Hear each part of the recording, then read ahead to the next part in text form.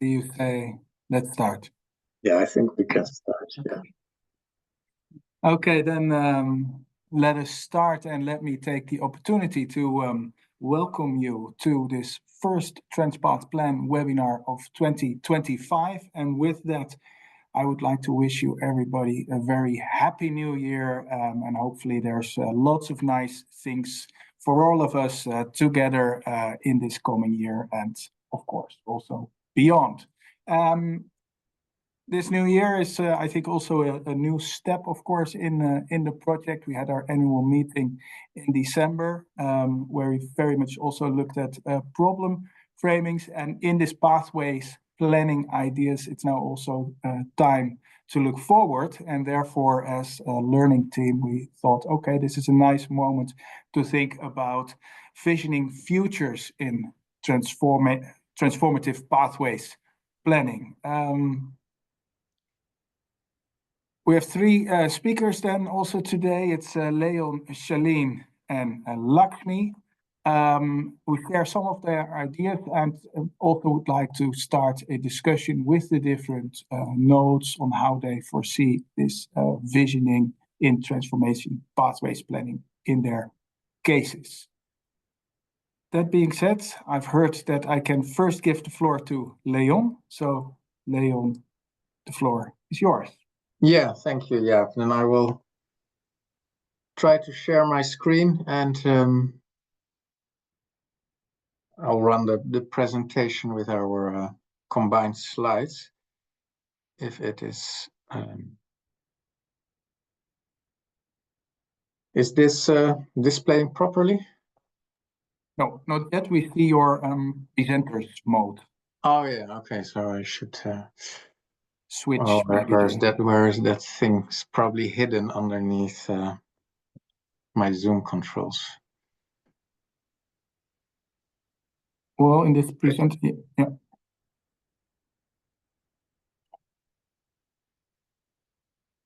Okay.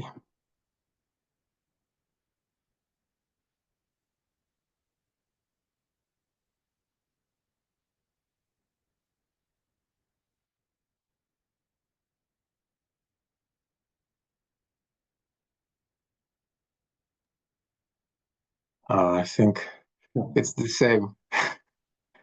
It might be possible. So if you now look at your presenters mode, you see show taskbar and display settings and end slide zone. In the display settings, yeah, so you might be able to refer. Interestingly enough, my Zoom ribbon is exactly on top of the display settings. So, and I don't know what the short key is for it. Oh wait, I can. Yeah, here.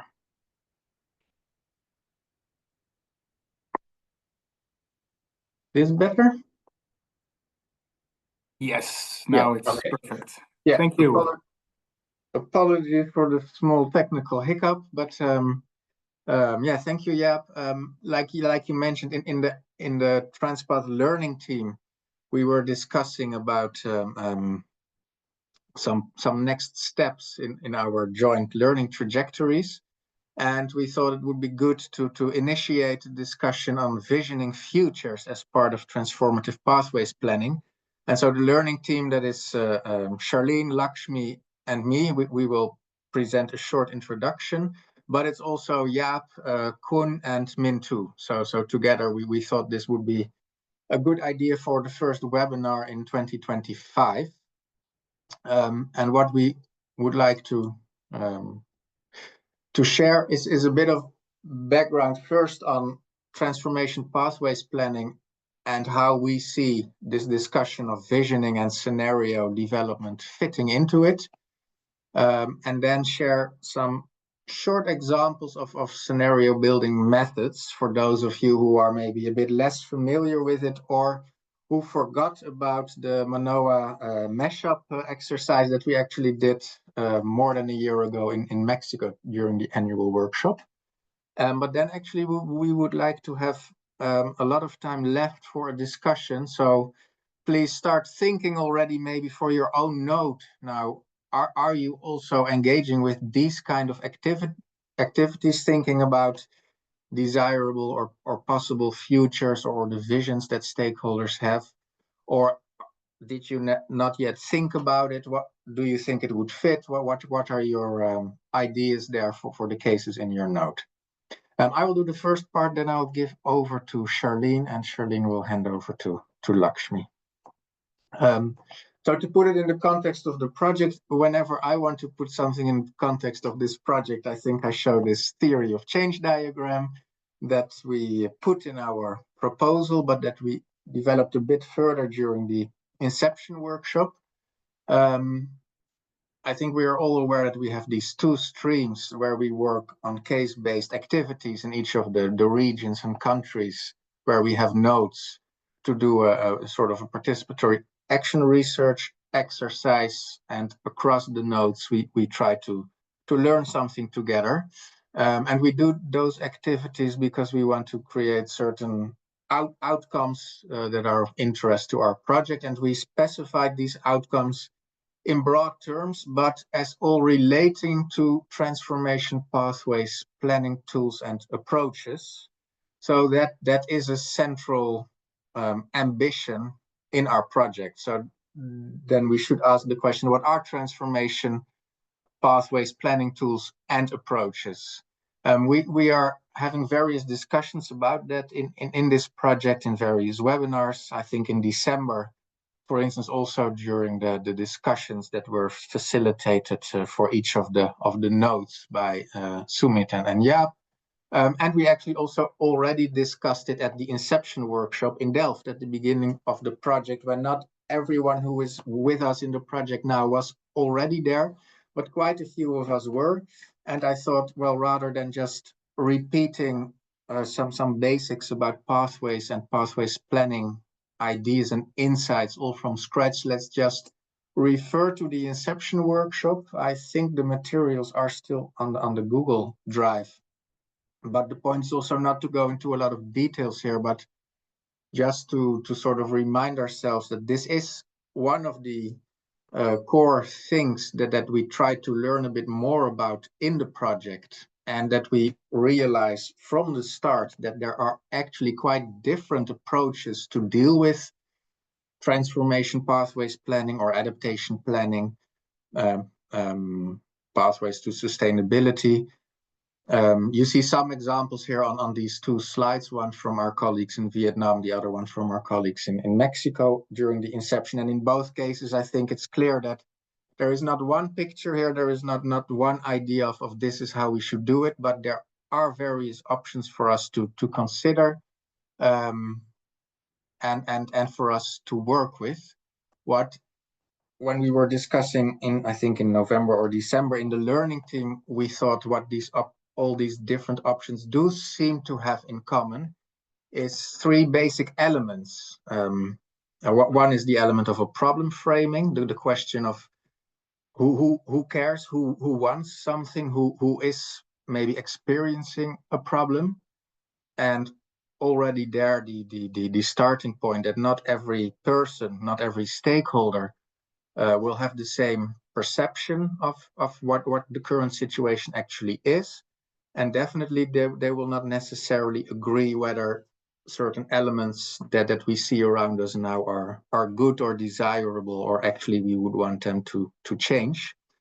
Then we have a pathway. What are the actions over time that could help us to move away from this problematic situation into a better future? And then there is, okay, into a better future. Do we have an idea about this future? Do we have a shared vision or different visions about where we would like to go in the future? What a desirable future would look like, or what a really bad future would look like, or just what futures we would be expecting and responding against. So these three elements always seem to be there in pathways planning approaches, which is not to say that you always would have to follow them in this sequence. This is the sequence in which they present themselves. If you would see sort of a pathways map, you could start with A on the left, moving via different adaptation or transformation pathways to a desired future be, as shown on the top right of the slide. But you could also think, why not start from the future, sort of a more backcasting type of approach. What is our ideal that we all get enthusiastic about? What is the pathway to get there? What are the actions we would need to take to get there? And what does that mean for where we are now? And that's also a sequence that you see in some methods and approaches. And you also see methods and approaches that maybe do start with the current situation. And this is something that we actually covered in our problem diagnosis workshops. So in a way, in the project, we all started with problem framing, or at least it's what we started discussing. Then maybe you could think of, okay, so what is the future that we want? And only then to consider how do we connect the two via a pathway. That's the sequence that we used, for instance, when we developed visions and pathways for the Sudan Gezira scheme with those postgraduate students last year in Delft. So exploring the future is then an important part of these pathways planning approaches, as one of the three critical elements. And since futures are uncertain and our predictive capacity for complex problems are limited, there are various options that we have to explore the future. This picture visualizes some of these. It's not don't take it too literal, because it may suggest that in the current time we have an absolute certainty about where we are. But as we saw, that there will be different views on where we are, and also in this current, in the now, we have uncertainties and unknowns, but those will only increase with time. So this is sort of a trumpet of uncertainty, you could say, where the uncertainty definitely gets bigger and bigger the further we go into the future. And in some cases where we rely a lot on, let's say, traditional trend extrapolation types of approaches, we tend to look at the probable futures and the current trends that are likely to happen quite narrowly. If we take some uncertainties into account, we get probable futures. This is what we also see with a lot of, for instance, the IPCC scenarios. But all of these may still be different from our preferable future, or not. But if it is different, we have a bit of a problem. But we can also think a bit more creatively, because we're likely to be wrong anyway about the future in complex situations. So are there also plausible futures that we could imagine that they could happen, or even possible futures that open up the spectrum even further? To explore these types of futures, there are different types of methods possible. Typically, we call them scenario methods, but also here there is a wide diversity. Maybe a good distinction to be aware of is that between explorative or descriptive methods, just exploring what could be happening what could be coming at us and what we would want to respond to, versus normative scenario methods based on futures we would actually like to see or we would like to avoid. And there are different methods to go about developing these futures. I think the point for us today is not to share all these methods, but maybe to share two short examples of different methods to consider, just to give you some further idea of what it entails to develop future scenarios. So for that, I would like to ask Charlene to share some of the experiences in normative scenario building in peri-urban India. Thanks, Leon. Hi, everyone. Happy New Year. I will just explain a little bit about one type of scenario building approach that we used in the H2O T2S project, which was a project that aimed to facilitate transformative transformations in the water management in peri-urban areas. And so the approach that we took was a normative one, because we wanted to develop pathways from a bottom-up perspective. So from the perspectives of these very marginalized peri-urban communities that were experiencing a lot of change in water availability and water access as a result of urbanization, climate change, but also other anthropogenic causes. Yes, so next slide, please.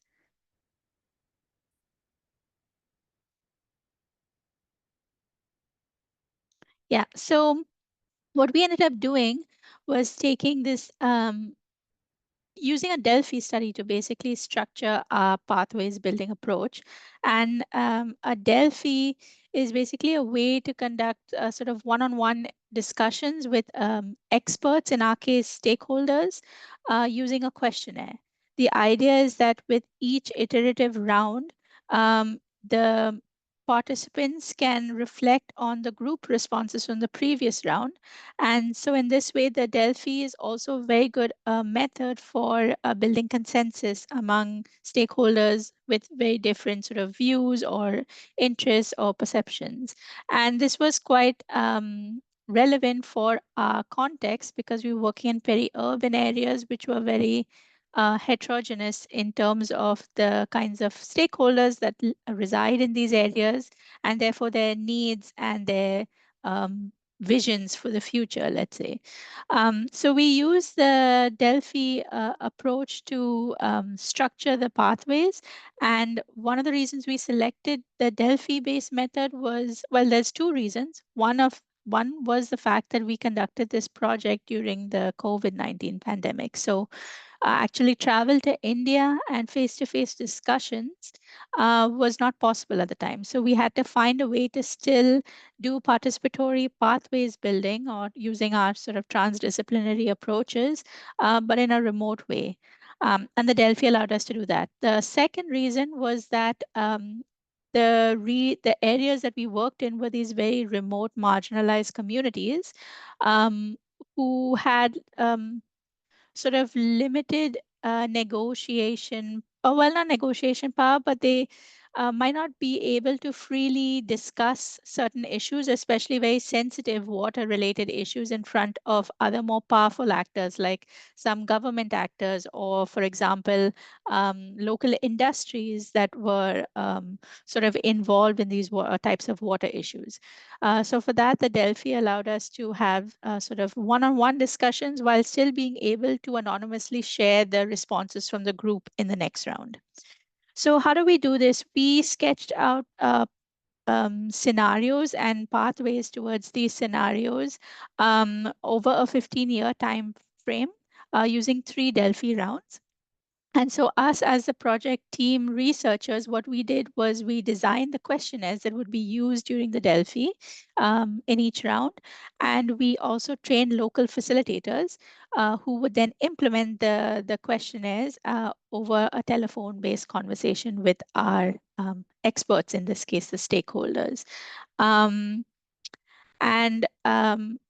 once they would do that, they would collect the data, and then we would process it, analyze it, and prepare for the next round. So that was sort of the way the work was divvied up within the project team. What we focused on were 3 kinds of scenarios. We wanted to know the 3 kinds of normative scenarios. So we wanted to know the business as usual development. What people saw as the likely scenario from the way things were currently going, their ideal development for their village, and the alternate development for the village and this was specific for each water use sector. So we found quite a big difference between the livelihood and the drinking water sector. So we did it separately. And we involved about 15 to 20 representatives from each village, from either local water users or local government stakeholders. So how you notice that the sort of topic of scenarios comes up in each round. So in the first round, we asked them to describe their village's ideal, nightmare, and business as usual transformation over 15 years. We asked them more specifics about those kinds of scenarios in terms of why they prefer that situation, which gives us insight into what they value, the drivers that would lead to that scenario, the decisions or actions that would lead to that scenario as well. That was the first round. So that gave us an idea of all the possible scenarios that every single panel member wanted or saw for their village. Then in round 2, we sort of synthesize all of these scenarios, showed it back to them, and asked them to rank them from the most to least preferred. And we also asked them additional details about the scenarios at this point. And then in the third round, we showed them the group's ranking of the scenarios. And at that point, we asked them whether they sort of agreed or disagreed with the way that the scenarios were ranked, because this allowed us to then focus in on at least some of the most extreme scenarios. So the ideal scenario and the sort of nightmare scenario that we might want to avoid in a pathway, in pathways planning. And we use those scenarios to then further elaborate them in terms of the pathways towards each of these scenarios.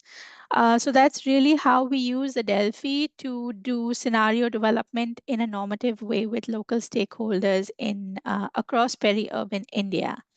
Leon, can we go to the next slide, please? Yeah, so we did this in peri-urban Kolkata. We also did this in 2 other peri-urban areas around India, but today I'll just sort of give you some insight into how this process went in Kolkata. So we worked in a village sort of just outside the city, but was experiencing a lot of water scarcity, also water pollution, but also certain climate hazards like flooding. And as a result, the village is sort of highly dynamic. It's highly uncertain in terms of the water security and was in need for adaptive planning. So for that reason, we thought, okay, the transformation pathways planning could be could benefit this context and benefit the local community that was living here so that they could take more long-term adaptive strategies towards managing their water needs over time. Next slide, please. And oh, sorry, I think there's a lot of animations on this slide. Yeah.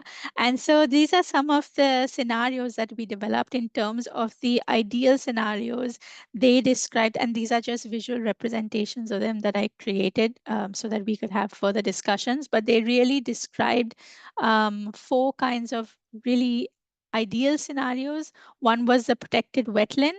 One was an urban infrastructure development scenario. One was a thriving traditional livelihood scenario, and one was the industrial village scenario. And then they also described 4 really sort of nightmare or worst case scenarios, which is related to wetland destruction, severe hardships for households, a health crisis, and a groundwater crisis as well. So based on these scenarios, we could really dive into the kinds of futures that the local communities wanted and describe them well enough that we could eventually develop pathways towards certain scenarios that the village really wanted to focus on in the process. I think that was my last slide on the case study. Yeah.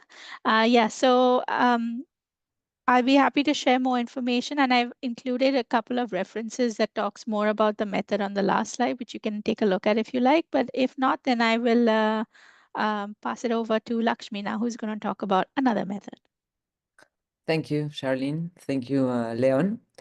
And hello, everyone. So yes, I'm going to briefly share with you some of the rationale behind the development of this method called Manoa mashup, and also a little bit of how it is, well, more or less the steps. But I'm not going to go into a lot of detail because we don't have a lot of time. We prefer to discuss with you, as Leon said. So I'm also putting quite a lot of links and documents in case you are interested in knowing a little bit more about the method.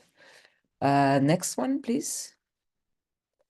So for the ones that came to the Mexico workshop, you might remember some of these slides. They are not the same, but there are a couple of things that are more or less similar. And the first thing that is like the peculiar aspect of how this method is informed is going to the initial moment of how do we conceive the future or the futures. So yeah, it has also some animation. So can you just go a little bit? Yeah. So in these images is just like a very yeah, it's like a binary categorization, and that therefore is quite simplistic. But we can think of the future as something dystopian, something of a collapse, of something that is a catastrophe that that we cannot do anything, and it's so overwhelming that there is someone else that should do something or that has the expertise. There are other ways also. If you can go to the last, I think there are one or yeah, that one. But there are other ways also of knowing, of being, and doing. And some literature has called them like alternative ways of looking at how we create or we think the future. And I put there relational approaches, as I have presented a couple of times already something about this. But the important element here is that the why to conceive the future, why to think of how we conceive the future determines obviously the possibilities that we discover. So it has been like a big part of the of a body of literature has been like growing lately, like faster than before, to point out that emotion may be the key to the motivational quality of the imagined future. So it's like the inputs that you like the strategies that you design in the present are at the end can be generated in part at least through emotions activated in response of how you imagine the future. Yeah, so it's like there's a still need to further investigate on this type of connections, and that's like one of the bases of this method. Next one, please. And well, I'm not going to stay here a lot because Leon already explained a little bit of this, but it's like contrasting again. This is not a method that says that scenarios or predicting scenarios is wrong. No, this is just a method to say that there are other ways for particular contexts. For example, very like entrenched, stagnant situations where the typical scenario planning, although there are many, as Leon was saying, is not enough. Is not enough to activate also the hope or the capacity to think that you have agency to enact change. So this is one of the other parts that informs this method. And as you can see, well, in the left, you see like a typical, the one pathway that will stabilize the earth and we will all be saved by one way of doing things, which of course is not that all scenarios narrated like this, but there are very, very famous articles that push for that visioning in a way that is, there is one option that is the best, there is one that is the same as business as usual, and there is one that is even worse. So that's why in the right one, you see the same cone that Leon presented, but it has one more category that is called preposterous, no? And this is just an adaptation of other people adapting the same future cone. And why is this like pointed there is because sometimes it's because of the impossible or the radicality of the completely craziness that can unlock other types of avenues, no? Yeah, so just like the one in the right at the end, when the future is predicted from the probable and knowable, it is often derived from outdated assumptions. Next one, please. So why is it called Manoa and Mashup? Manoa is a place in Hawaii, and there's an institute called Manoa in Hawaii. And they developed, some researchers, practitioners there, they developed a method that was more based on more traditional scenarios planning. And that's why they added the mashup part, because it's taking some inspirations of the original Manoa, but then changing a couple of things that I will quickly tell you now. So the seeds of the good Anthropocene is of good Anthropocenes, that now is more in plural, is part of the inspiration also to have adapted this method. And the idea behind the seeds of good Anthropocenes, if you haven't heard about it, is that the importance of concentrating the analysis in positive, always in positive, because we are better at describing the horrors and the problems than the desires and wishes we have. So it's a way of trying to foster the creativity, imagination, by having like very positive atmospheres. So the seeds is just a metaphor to say that it's an initiative, a project, something that exists, but it's in a marginal way. So that's why it's a seed, like in latency, but has the potential, according to someone or a group of people, to contribute to more sustainable futures, whatever is desired by the group is applying it. And the next one, yeah. So I'm not pretending you can read this, but it's just to show you that the first part is the original Manoa, which has this basic scenario building, and then the other element that composes the approach is a 3 horizons framework that I think Kenya is going to use it as, if I recall. We have also used it a couple of times. And this is in order to, 3 horizons framework, what it enables in a way, depending on how you adapt it, but it's a way of trying to see how these little seeds that are still marginal today can become more dominant, and what are the enabling mechanisms to really foster or enact this type of changes, no? So it's not enough to just have initiatives around the planet, but how can we grow them for them to flourish and for the seeds to flourish. Yeah, next one. So in very in summary, what the main elements of the Manoa mashup method is that the main objective is that generating collective visions of positive futures or preferable futures, or however you want to call it, with diverse types of social actors. And this is also a way that has been reported that it enables like deeper forms of dialogue, because if the energy starts from what we want, what we prefer, what is the ideal, it can also like move a little bit the cognitive lock-ins that normally emerge in other types of exercises. And again, this depends on the context. I'm not saying this is the same in every context.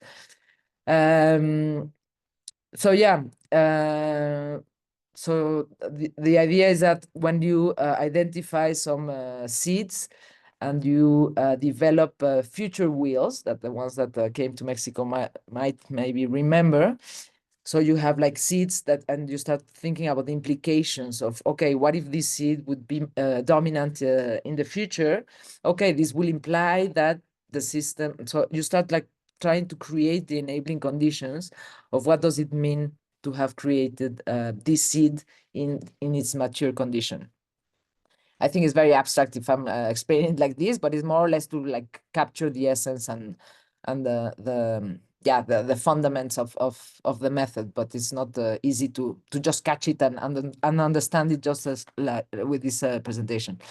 But the other very important aspect is that after like seeing what is emerging from the seeds that are now mature, there is a way of clashing the seeds, is the term they use. So you start like thinking about the connections of the different first order and second order implications, and that's like the skeleton of the world. But then that is not really super creative or imaginative. But the next step is where it is designed to really foster more alternative ways of thinking.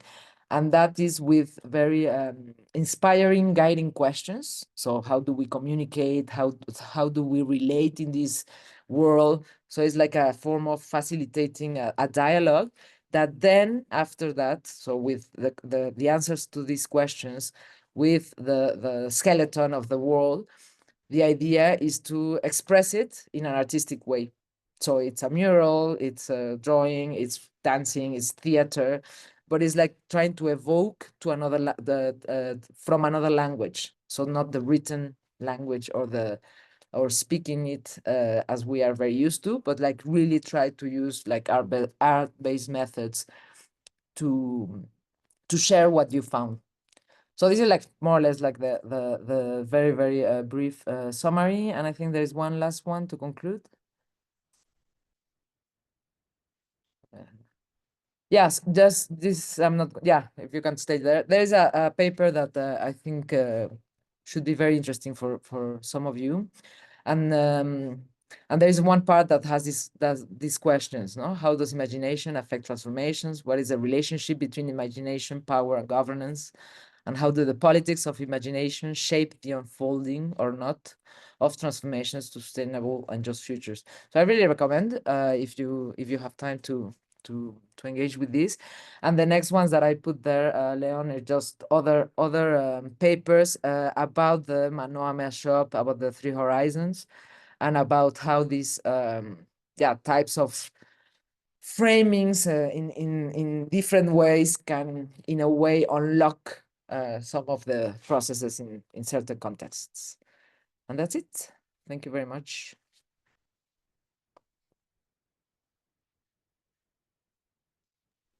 Yeah, thank you, Lakshmi and Charlene. I think this was also what we wanted to share as a bit of a background or a reminder, or simply to kick off a discussion on this question.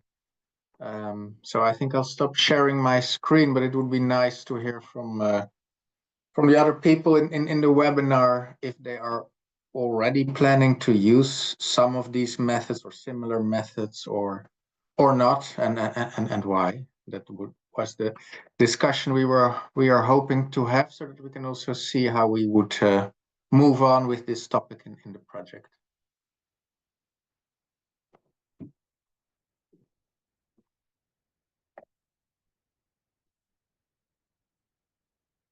So maybe if you would like to say something on behalf of your note, or just on behalf of yourselves, but for the note, then maybe raise your hand, and then we can see who is willing to share some thoughts or experiences on this. Yes, thank you, Kitaka. Thank you, Sarah and Lakshmi and Leon. Transformation is always a process. It's always a process. I mean, it's a continuous process on how you actually do this. Maybe I just wanted a bit of clarification from Sarah for the Delphi method. You said it was on one-on-one interview on a questionnaire. Was there any ground truthing? Because my experience is with questionnaires. I'll tell you what one stakeholder told me about 15 years ago, which I never forget. And this lady stood up and said in a process, and she said, you know, I'll use the word she used. You scientists are very stupid. And we're like, wow, why? And she said, do you realize we tell you what we think you want to hear?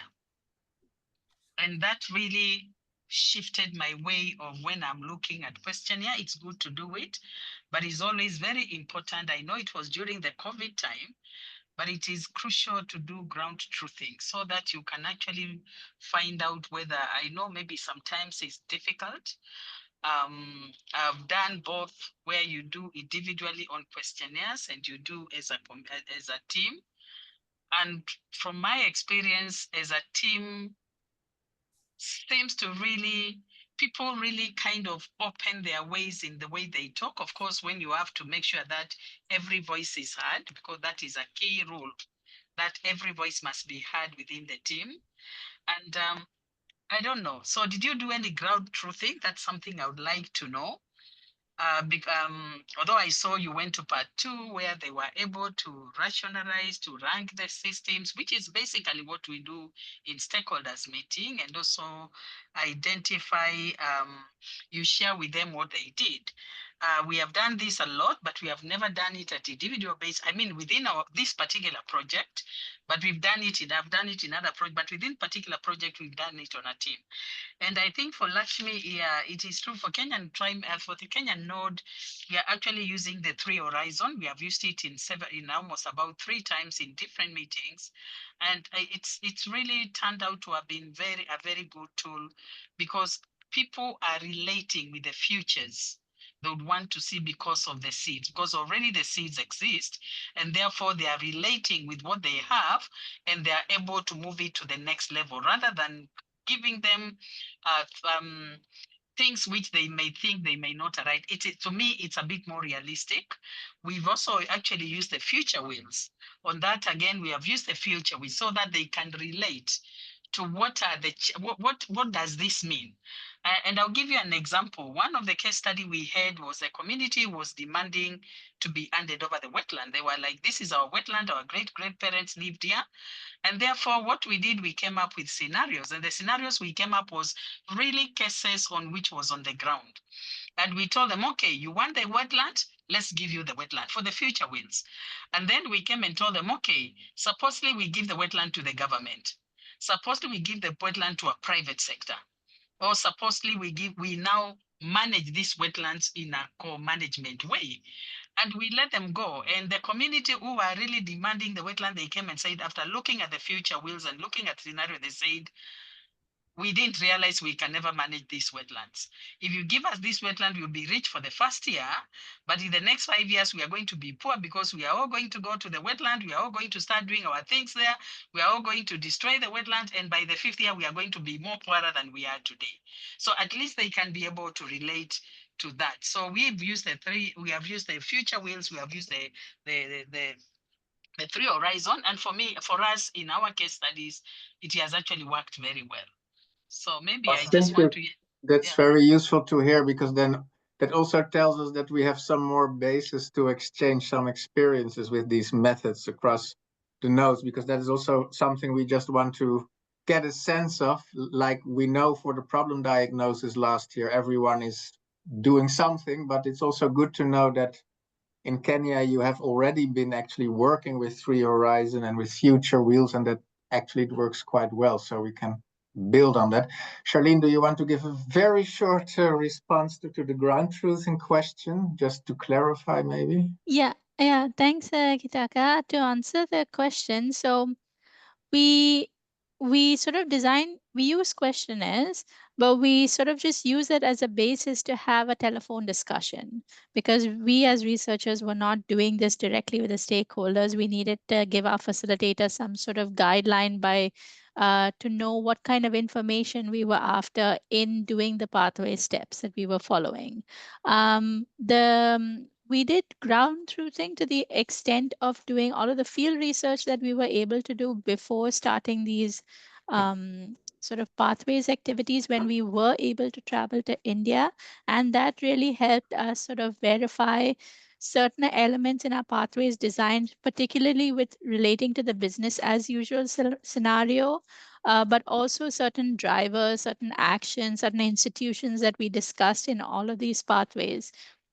But at the same time, when you are discussing normative sort of visions, what people desire or don't desire in the future, it's really about what they want, right? So it's difficult to ground truth your aspiration because it doesn't exist, which is sort of why they also aspire for it. So I think if you break down some of these scenarios into their respective actions or something, maybe you see those things coming up in the interviews we had done previously, like saying, oh, we sort of really need this kind of financial investment, but it doesn't exist, or this is a driver that's really affecting this. So if you break it down, we were able to do a little bit of cross verification with the field research we had done before. But when it comes to the visioning, we really wanted to hear from the people itself. What do you desire and what do you sort of not want? And you're right that having a one-on-one discussion does have some trade-offs in, having that group dynamics and discussion. But hopefully in sort of like the subsequent rounds, when they reflect on what the others say, it leads to some at least impressions from different people about what they think about the others' perceptions about that situation. And at the end of the actual exercise, we were at the point where we could then do a workshop again. So we discussed the final pathways that we designed with the stakeholders in a group setting. But in between, we could only do these one-on-one kind of discussions because of the time. Yeah. Marissa, you have raised your hand again. I remembered you had raised it before. I was wondering if you still had the question or something to share. Thanks. Yeah. Well, in the Mexico node, we have tried the artivists using art as an expression of what they could imagine Xochimilco would be. It was very successful at the moment, at the organization. It was planned with the local people. There was good reaction. The exposition was very nice, very good, with a lot of people, of presence of different people from the area and from outside the area. There were lots of participants, but months later, we have to say that nothing moves. One of the local collaborators organized a chat, and I think we need to push it, but people seem to be involved. But now everyone is busy and back into their own activities. So I think it was really nice. We were very happy when that happened, and now nothing's moving. So that's an experience. Yeah, thank you for also sharing that experience. I think that's probably also something that many of us recognize, how to keep the energy or the momentum in such a process. Is there from maybe from I think we have some people from the Brahmaputra node from Vietnam. Would you want to share if future scenarios or visions play a role in your cases, or if you are considering that?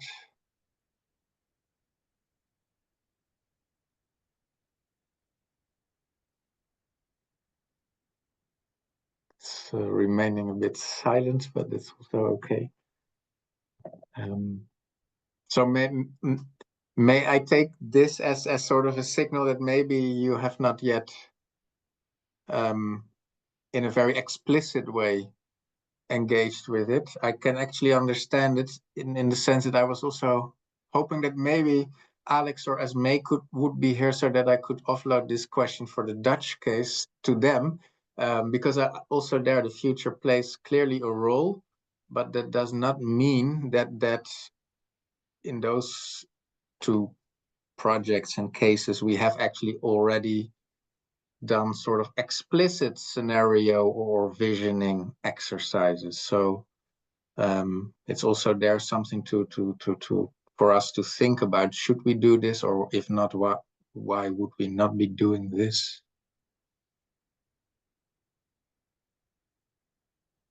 And I see that Lakshmi is sharing some interesting articles for background reading for all of us.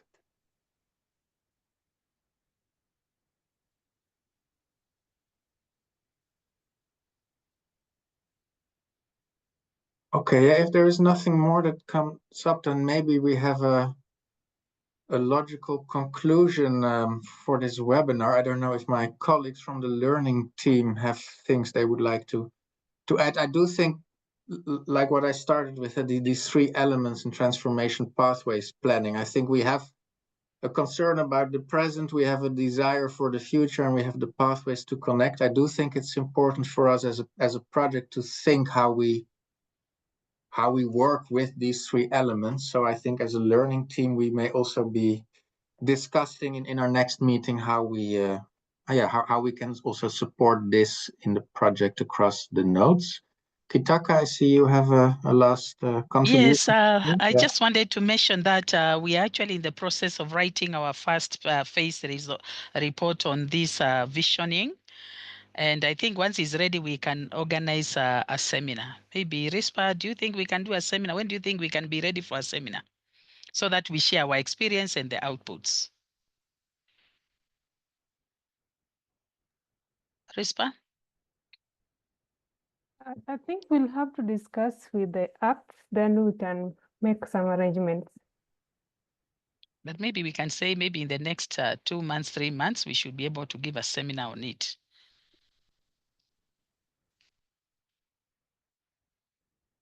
Okay, that's just what I wanted to say. We'll share our experience.